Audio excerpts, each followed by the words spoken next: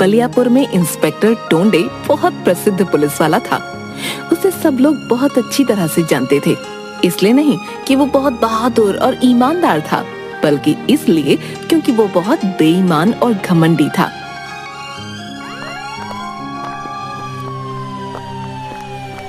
टोंडे एक हवलदार के साथ राशन की दुकान पर जाता है। ओ मंगतलाल, अरे बहुत शिकायत आ रही है सामान में, हैं? मिलावट करता तू, हैं? साहब ये क्या कह रहे हैं आप? हम तो एकदम बढ़िया माल मंगवाते हैं। हमारा सामान एकदम अच्छा है साहब। आप चाहे तो खुद देख लीजिए। ओ सेठ ओ, मुझे इतना मत सिखाओ, समझे? तेरे को पकड़कर जेल में भेज दूंगा। राशन में मिलावट करता है और मुझे सिखाता है। नाम भूल गए क्या हमारा? इंस्पेक्टर टोंडे, समझे? इंस्पेक्टर टोंडे। पर सर जी दया करिए, आप जो बोलेंगे वो मैं करूंगा। देख, अगर तू जेल गया तो तुम्हारा बहुत खर्चा होगा। वो मुझे दे दे, मैं तुझे छोड़ दूंगा, वरना जेल जाएगा तू। हम कर भी क्या सकते हैं? इस राक्षस का तो अब हर महीने का यही हो गया है। मंगतलाल टोंडे को पैसा दे देता है।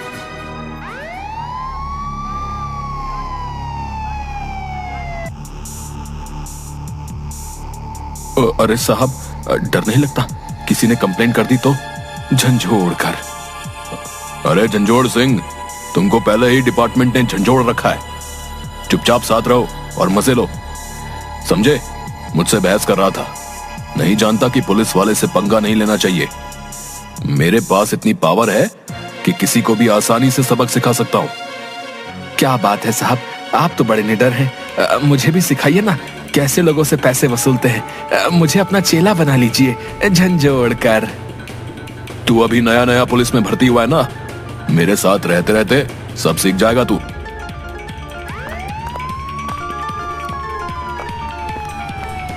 टोंडे पुलिस की वर्दी का गलत उपयोग कर रहा था। समोसे की दुकान पर। अरे मंगलू, चाय समोसा दे, चाय एकदम कड़क बनाना। अरे मालिक, आइए आइए आइए आइए। गुड्डू, साहब के लिए 2 प्लेट समोसा लगाओ, गर्मा गर्म, और साथ में चाय। मंगलू अपने बेटे गुड्डू को चाय समोसे देने भेजता है। खा पीकर टोंडे जाने लगता है।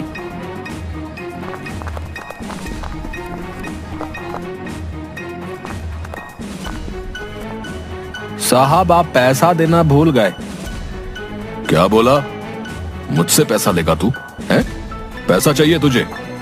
मंगलू दौड़ता दौड़ता आता है। अरे साहब माफ कीजिए, इसको नहीं पता कि आप कितने बड़े साहब हैं पुलिस के। छोटा बच्चा है, माफ कर दीजिए। समझा के रख इसको, नहीं तो। हाँ साहब, हाँ मैं इसको समझा दूंगा। साहब के सामने झुककर ही रहना पड़ेगा। ठीक कहा ना साहब मैंने, झंझोड़ कर। और नहीं तो क्या, बड़ा आया मुझसे पैसे लेने वाला, सारा मूड खराब कर दिया। टोंडे सबके साथ ऐसा ही व्यवहार करता। सड़क किनारे सब्जी की रेड़ी के पास जाकर, ए बुढ़िया, तुझे मना किया था ना यहाँ सब्जी की दुकान न लगाने को। अरे बेटा, यहाँ नहीं लगाऊंगी तो कहाँ जाऊंगी? बहुत गरीब हूँ बेटा, दया करो, मुझे यहाँ दुकान लगाने दो। मना किया ना, तुझे नहीं लगा सकती तो दुकान। पर साहब, यहाँ पर सब्जी की रेहड़ी लगाने में कोई दिक्कत नहीं है, फिर आप इसे मना क्यों कर रहे हैं? झंझोड़ कर। डराना पड़ता है इन लोगों को, तब जाकर झुकते हैं ये। बेटा, मैं बहुत गरीब हूँ, किसी तरह अपना पेट पालती हूँ, दया करो, बहुत दुआएं दूंगी तुम्हें। दुआ लेकर क्या करूंगा मैं? जानती नहीं मैं क्या कर सकता हूँ? चल जा, नहीं तो 1000 रुपए दे। सब्जी वाली दुखी होकर घर चली जाती है। घर पर उसकी एक अपाहिज पोती थी जो बैसाखी के सहारे उसके पास आती है। दादी, आप इतनी जल्दी क्यों आ गईं? क्या बताऊं बेटी, अब मैं वहाँ सब्जी नहीं बेच पाऊंगी। पर क्यों दादी, वहाँ क्या दिक्कत है? वहाँ तो बहुत से लोग सब्जी बेचते हैं और आप तो बहुत अच्छी सब्जियाँ रखती हैं। हम गरीबों का कोई सहारा नहीं होता बेटी, शहर के बड़े पुलिस वाले ने मुझे वहाँ सब्जी की रेहड़ी लगाने से मना कर दिया। वो मुझसे पैसे मांग रहा था, तभी वहाँ सब्जी बेचने देगा। मैंने कहा मैं गरीब हूँ, कहाँ से पैसे लाऊंगी? अब घर का कैसे खर्चा चलेगा? मैं तुझे क्या खिलाऊंगी? आप रोइए मत दादी, मेरी चिंता बिल्कुल मत कीजिए, मुझे बिल्कुल भूख नहीं लगती।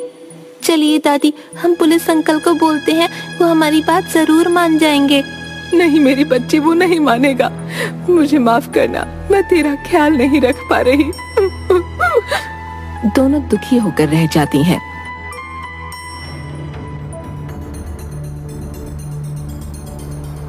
उसी शहर में केशव नाम का एक गरीब ऑटो चलाने वाला रहता था। एक दिन टोंडे गश्त लगा रहा था, तभी वहां केशव अपने ऑटो से गुजर रहा था। टोंडे उसे रोक लेता है और चालान मांगता है। हाँ भाई, गाड़ी के पेपर दिखा। साहब मेरे पास सब पेपर हैं, आप देख लीजिए। हाँ तो क्या, 1000 रुपए दे, तेरा चालान कटा है। 1000 रुपए किस बात के साहब? मेरे तो सारे कागज सही हैं। हाँ हाँ, इसके सारे पेपर सही हैं, झंझोड़ कर। तुम चुप रहो। जो बोल रहा हूँ वो कर, वरना तेरी गाड़ी जब्त कर लूंगा। पर ये गलत है साहब, मैं क्यों दूं आपको पैसे? पैसे मैं नहीं दूंगा, ये आप लोग गलत कर रहे हो। टोंडे फिर भी केशव को शराब पीकर गाड़ी चलाने के जुर्म में जेल भिजवा देता है। इस तरह सब टोंडे से परेशान थे। यह हमारे गांव के जो इंस्पेक्टर हैं बड़े लालची हैं भाई, हर समय झूठे इल्जाम का डर दिखाकर हमसे पैसे वसूलते हैं।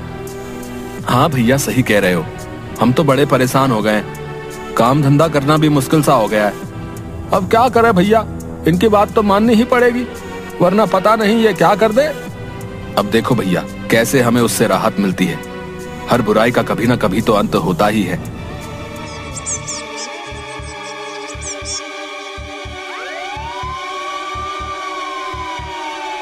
सच ही कहा गया है, हर बुराई का अंत जरूर होता है।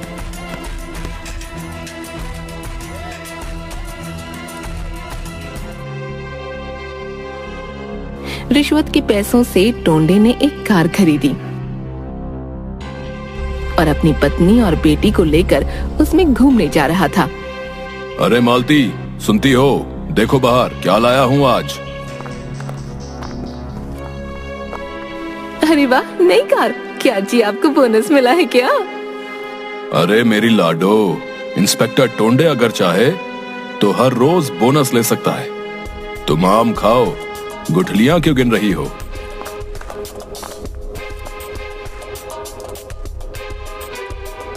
कैसी लगी ये कार मेरी गुड़िया को?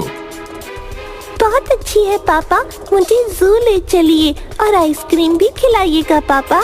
हाँ, पर पहले हम मंदिर चलेंगे, ठीक है?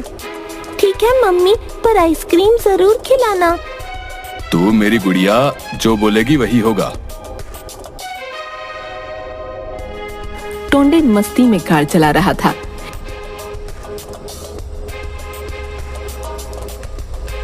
अचानक सामने से ट्रक आता है जिसका ड्राइवर नशे में था, बहुत तेज गाड़ी चला रहा था। ला ला ला ला ला, आज मौसम है सुहाना, दारू पीने का है बहाना, ला ला ला ला ला। टोंडे की गाड़ी का संतुलन बिगड़ जाता है, वो एक पेड़ से टकरा जाती है। उसकी बेटी को ज्यादा चोट लग जाती है। तभी वहाँ केशव अपना रिक्शा लेकर गुजर रहा था। साहब बाहर आ जाइए, मेरा हाथ पकड़ के। टोंडे किसी तरह बड़ी मुश्किल से बाहर निकलता है। साहब अंदर और भी लोग हैं। मेरी गुड़िया अंदर ही है, मेरी पत्नी भी। हाँ साहब मैं अभी निकालता हूँ, आप फिक्र मत करिए। बड़ी मुश्किल से वो सबको बाहर निकालता है और अपनी रिक्शा में बिठाकर अस्पताल ले जाता है। अभी आपकी पत्नी ठीक है। आपकी बेटी को खून की जरूरत है, जल्दी इंतजाम कीजिए। मैं कोशिश करता हूँ, आप मेरी बेटी का इलाज अच्छे से कीजिए। इस वक्त तक केशव ने ये बात सबको बता दी थी और सब हॉस्पिटल में आ गए थे। साहब आप चिंता मत कीजिए, मैं बिटिया रानी को खून दूंगा। आप सब लोग कितने अच्छे हैं, आप लोगों का बहुत शुक्रिया। मैंने आप लोगों के साथ बहुत गलत बर्ताव किया, फिर भी आप लोग मेरी मदद के लिए यहाँ खड़े हैं। आप चिंता मत कीजिए साहब, बिटिया रानी बिल्कुल ठीक हो जाएंगी बहुत जल्दी।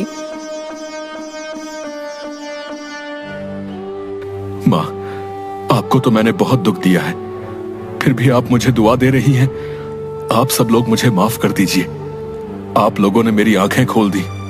अब मैं कभी कोई गलत काम नहीं करूंगा और अपनी वर्दी का हमेशा सही इस्तेमाल करूंगा। आप सबकी वजह से मेरी गुड़िया और हम लोग बच पाए। आप लोगों का बहुत बहुत धन्यवाद। साहब अच्छा हुआ आप वक्त रहते सुधर गए। अगर गलती से मैं आपका सीनियर बन जाता तो आपको मैं ही सुधारता, झंझोड़ कर। कुछ ज्यादा नहीं बोल रहे हो झंझोड़ सिंह? अभी सीनियर मैं ही हूं। वो गलती से जुबान फिसल गई साहब, झंझोड़ कर। और सब हंसने लगते हैं। कुछ दिनों बाद टोंडे की बेटी भी ठीक हो जाती है। इसीलिए कहा गया है कि इंसान को हमेशा अच्छे काम करने चाहिए, क्योंकि ईश्वर उनके हर कर्मों का हिसाब लेता है।